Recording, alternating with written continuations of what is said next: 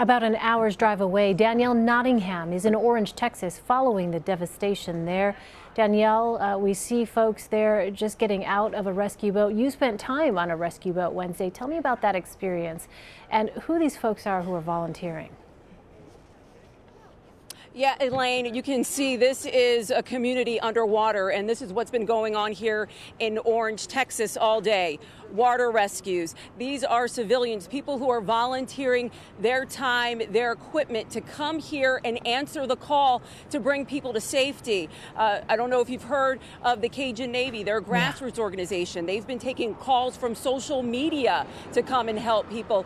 And the ride we went on today, we were with a man from Louisiana. His name is Kenny. He did the same thing during Hurricane Katrina. He went to communities, brought his boat, and brought people to safety. And what was interesting about the woman he rescued today, when we were on the boat ride with him, she was in her apartment. Her apartment wasn't really flooded, but the community around her was so flooded she couldn't get out. Keep in mind, there's no power here. She was running out of food. And when she got on the boat and was brought to safety, she was astonished about the amount of devastation in her community. She said she had no idea it looked like this for all these days. And so that's what's happening here. It's devastation, but it's also community coming together, people rowing in, bringing people to safety so they can start the process of trying to put the pieces back together, Elaine. And Danielle, more than 70 elderly patients, as you know, were rescued from a nursing home in Port Arthur near where you are. How did they get out?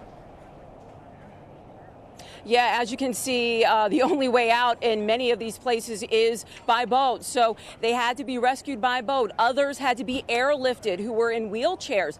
And they were in water for 24 hours. So these are people who are waiting hours, waiting days for someone to come to help. And it's been thanks to social media, thanks to people spreading the word, getting into these areas to try to get these people out and get them to a shelter.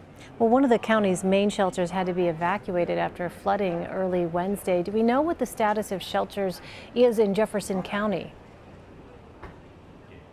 Yeah, it's been very tough. It's been complication after complication. Many of the shelters there already crowded, experiencing flooding because the floodwaters have not stopped growing in this area. And here in Orange, they had a shelter set up at a local church and it got overwhelmed very quickly. They had to find other places to put evacuees. And another interesting point that we found today during these water rescues is they get people out of the water, but once they get them to dry land, they need another ride to get to a shelter or to get to another place of safety. So that's been an issue. And also here around Orange, Texas, I-10, the main highway that leads to the Texas-Louisiana border, it's been closed. So traveling around the area has also been difficult over these past days. So the rain is slowing down, but the problems are still here for sure. A lot of work still ahead. All right, Danielle Nottingham, thank you so much.